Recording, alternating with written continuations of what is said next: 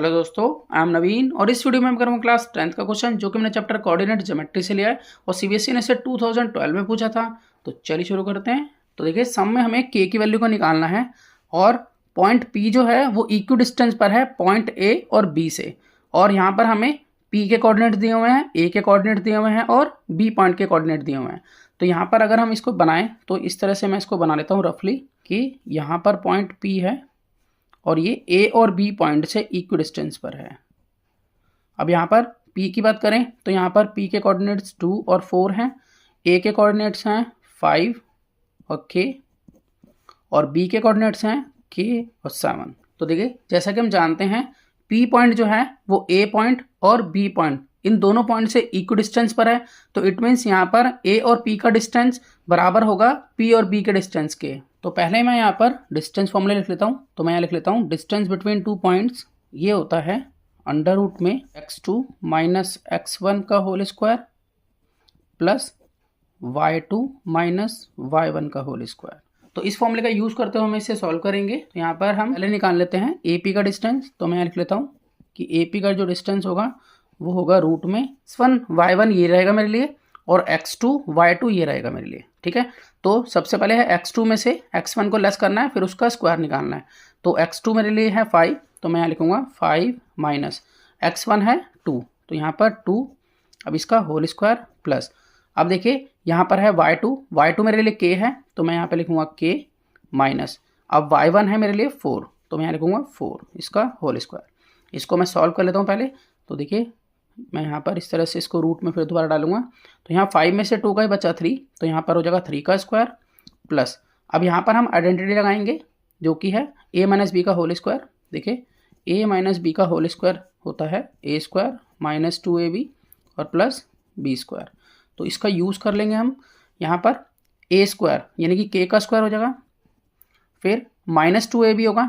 तो देखिए -2 multiply k और मल्टीप्लाई 4, तो इस तरह से यहाँ हो जाएगा -8k।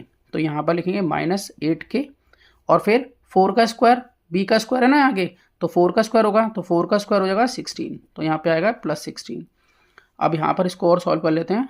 तो 3 का स्क्वायर हो गया 9 plus k square minus 8k plus 16। अब अगले स्टेप में हम इसे और सॉल्व कर लेते हैं। तो सबसे पहले मैं लिख लेता हूँ k स्क्वायर, फिर -8k और 16 और 9 को जोड़ देते हैं तो आ जाता है +25। तो इस तरह से ए पी का डिस्टेंस मतलब कि ए और पी पॉइंट का जो डिस्टेंस है वो मेरा ये आ चुका है। अब मैं डिस्टेंस निकालूंगा पी और बी पॉइंट का। तो आगे मैं लिख लेता हूँ कि यहाँ पर पी बी का डिस्टेंस निकाल रहा हूँ। देखिए यहाँ पर अगर हम पॉइंट्स देखें तो यहाँ पर है x1 y1 यही रहेगा मेरे लिए, और यहाँ पर अब मैं मानूंगा x2 ये होगा और y2 ये होगा। अब जैसे मुझे लिखना है x2 माइनस x1, तो x2 यानी कि k माइनस 2, तो k माइनस 2 का होल स्क्वायर लिखूंगा और फिर मैं लिखूंगा प्लस का साइन, फिर 7 माइनस 4 का होल स्क्वायर। तो मैं इसको लिख लेता हूँ कि सबसे पहले हम लिखेंगे k माइनस 2 का होल स्क्वायर प्लस 7 माइनस 4 का होल स्क्वायर। तो यहाँ इसको सॉल्व कर लेते हैं।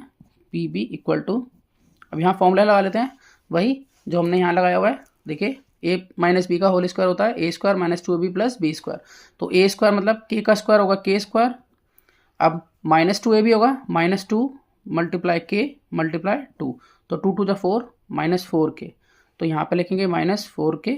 अब है b का स्क्वायर, b यहाँ पर 2 है तो 2 का स्क्वायर होगा 4, तो +4 हो गए यहाँ पे। अब आगे 7 में से 4 गए तो बचा 3, तो यहाँ पर 3 का स्क्वायर करेंगे तो मैं डायरेक्टली लिख देता हूँ, यहाँ पर हो जाता है 9। अब आगे सॉल्व कर लेते हैं इसको।